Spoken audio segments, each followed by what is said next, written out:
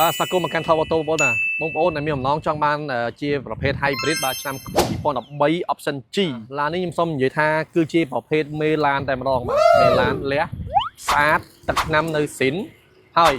គុណភាពខ្ពស់បើយើងកន្លែងមើលទៅបាទជាមួយនឹងការបំពាក់យ៉ាន់17អ៊ីងហើយជាប្រភេទ G បាទប្រភេទ G បងប្អូនចំណាំបាទអត់មានគេហៅថា body kit អីទេបាទអត់ទូឡានគឺរៀបស្មើឆេញចឹងតែម្ដងបាទបំពាក់ជាមួយនឹងប៉ុង2បាទបងប្អូនចំណាំបាទ Hybrid គឺប្រើប៉ុង2បាទនេះបាទគឺ E4 បាទគឺប៉ុង2អូខេតោះយើងបើកទៅមើលខាងក្នុងទាំងអស់គ្នាបាទអូ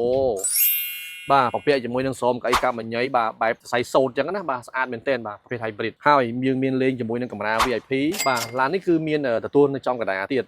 អញ្ចឹងបាទសម្រាប់បងប្អូនដែលធ្វើដំណើររួមជាមួយនឹងតកង់បាទជាមួយនឹងកៅអីទី2ទី3បាទអាចទស្សនាជាមួយនឹងវីដេអូនៅខាងក្រោយបានអូខេតោះឥឡូវយើងទៅមើលខាងមុខទៀតណាបាទជាប្រភេទ Free Auto សងខាងបាទ Option G បងប្អូនគាត់តែកន្លែងឃើញដឹងបាទទី1គឺកៅអីស៊ីន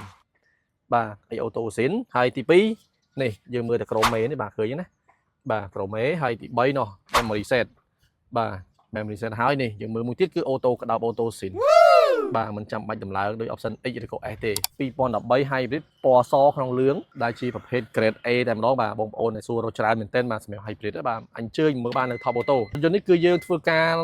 សម្អាតក៏ដូចជាការសម្បត្តិសម្រាំងជាមួយនឹងគុណភាពរបស់យន្តគឺមិនលះមកស្អាតមែនទែនអញ្ចឹងសម្រាប់ hybrid 2013បាទបងប្អូនមានចំណាប់អារម្មណ៍ចង់បានទៅប្រើប្រាស់ជាលក្ខណៈគ្រួសារបាទសំចៃស៊ីសាំងតិចបាទពន្ធផ្លូវធូរថ្លៃកុំភ្លេចទៅមកខាង Top Auto តម្លៃល្អនិងមានការធានាទៅលើគុណភាពរថយន្តនិងការធានាទៅលើម៉ាស៊ីនប្រព័ន្ធភ្លើងប្រអប់លេខធានាទៅលើដុំអាគុយបាទធានាទៅលើដុំ ABS ធានាទៅលើរថយន្តផ្ទាល់តែម្ដងបាទគឺឡានស្អាតលះមែនទែនអញ្ចឹងសម្រាប់បងប្អូនចង់បានបាទកុំភ្លេចទៅមកខាង Top Auto លេងនឹងទទួលបានតម្លៃល្អបាទអរគុណច្រើន